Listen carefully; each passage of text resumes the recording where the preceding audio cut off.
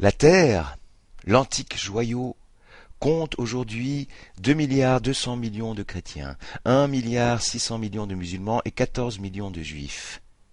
Tous croient que Dieu a créé le monde.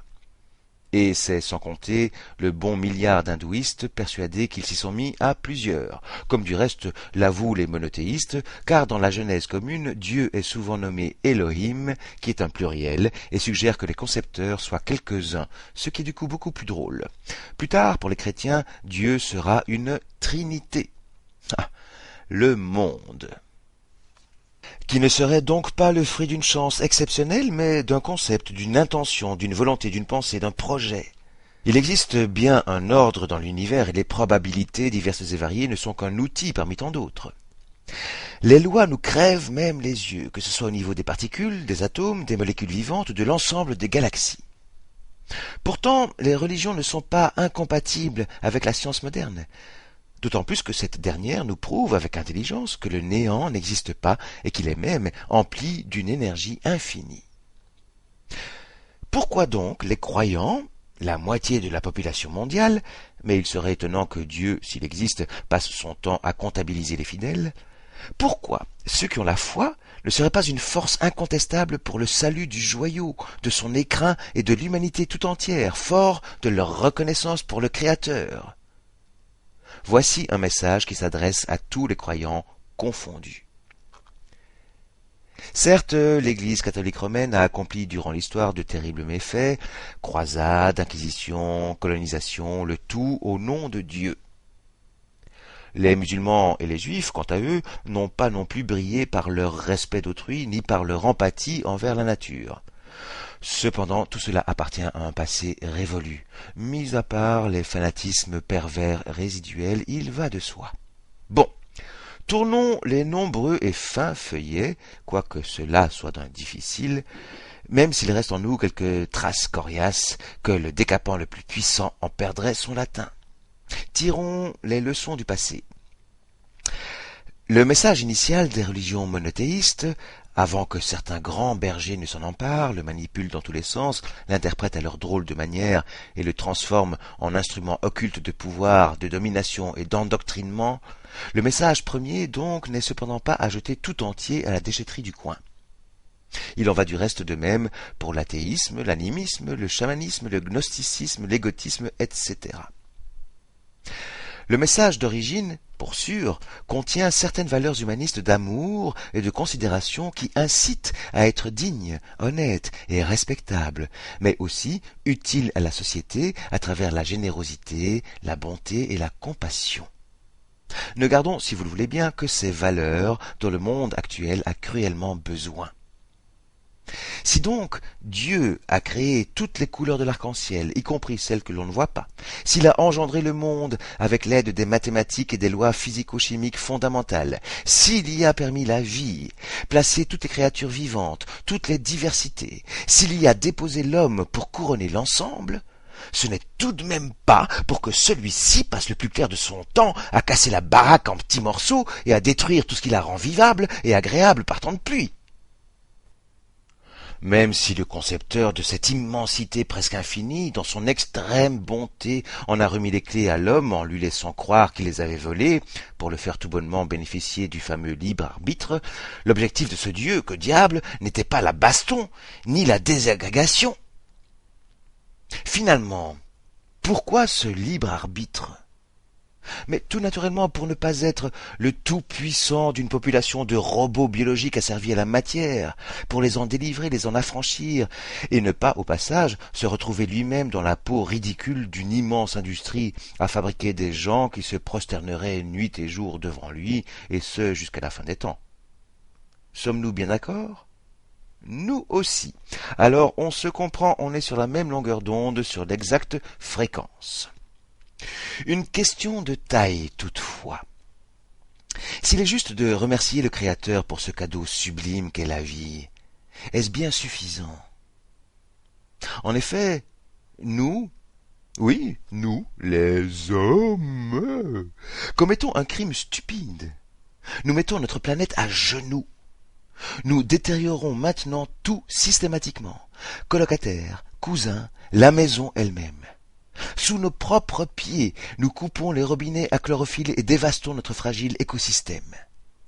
Depuis à peine 2 petites décennies, les hommes se sont même lancés dans un bricolage géant du vivant. Cela pour du papier, pour de l'oseille, du flouze, du pèse, de la thune, des pépettes ou des picaillons.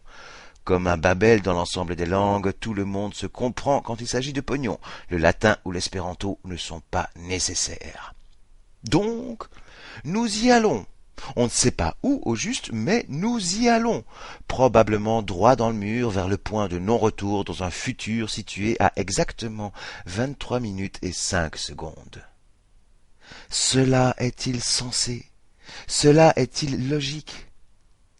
Alors, se contenter de prier pour que l'homme, les orang-outans, les gorilles, les lémuriens, les rhinocéros, les ours polaires, les vieux arbres millénaires, les semences d'autrefois ne disparaissent pas, bref, se satisfaire de l'attente d'un miracle improbable, d'un messie, voire d'une météorite qui remettrait illico les pendules à l'heure. Franchement, cette attitude va-t-elle suffire pour sauver la Belle Bleue? Non, bien sûr. Même si prier apaise un petit peu la conscience, les actes doivent s'en suivre. Nous disions qu'une page devait être tournée et que le temps des lamentations était révolu. Nous affirmons maintenant, retrouvons notre dignité, battons-nous, sans violence, mais sur tous les fronts, pour soumettre les vrais tyrans que sont Monsanto et compagnie, pour ne pas nommer sa majesté bien installée, prince autoproclamé des ténèbres. Il importe d'avoir la volonté de changer sa façon d'être au quotidien, de consommer bio, local, éthique, équitable, durable, de zapper la nourriture empoisonnée des industriels de l'agrochimie, de partager, de s'investir là où se ressent un vide, d'unir l'action à la prière. Là, oui, l'impact sera réel et les vœux les plus chers s'exauceront. Ne pas déserter pour autant église, mosquée ou synagogue, mais y faire résonner ce message raisonné, ce message puissant et lumineux, avec des dents de créature, divine donc, mais blessée, c'est sûr, que la barre soit redressée pour éviter le déluge. Là, les hommes de tout horizon pourront communier en paix. Enfin! Réaliser l'accord non seulement avec soi, mais avec le principe créateur, s'il existe. Et après tout, quelle importance, puisque le doute forge les hommes libres. L'écologie ne devrait pas être la dernière chaussette des religions ou des philosophies, quelles qu'elles soient. Et en cela, le bouddhisme de Siddhartha nous donne un sacré exemple de respect envers soi, envers les autres, envers toute créature vivante, envers la nature et la manifestation universelle dans son ensemble, infinité de multivers compris envers tout, tout étant lié, tout étant dans tout, chacun étant tout. Stop! Trop de mots finissent par engendrer des mots supplémentaires. Si le verbe est créatif, nous risquons bel et bien de nous perdre dans les dédales des longs discours tortueux qui emmoutonnisent tant de foules ou les transforment en armées d'hystériques. Pour finir donc, si Dieu a créé les lois de la gravitation et toutes les autres forces qui vont avec, ne semble-t-il pas naturel qu'un simple croyant ne puisse déplacer les montagnes avec sa seule foi? En effet, ce serait aller à l'encontre des lois fondamentales, à l'encontre suprême de la nature.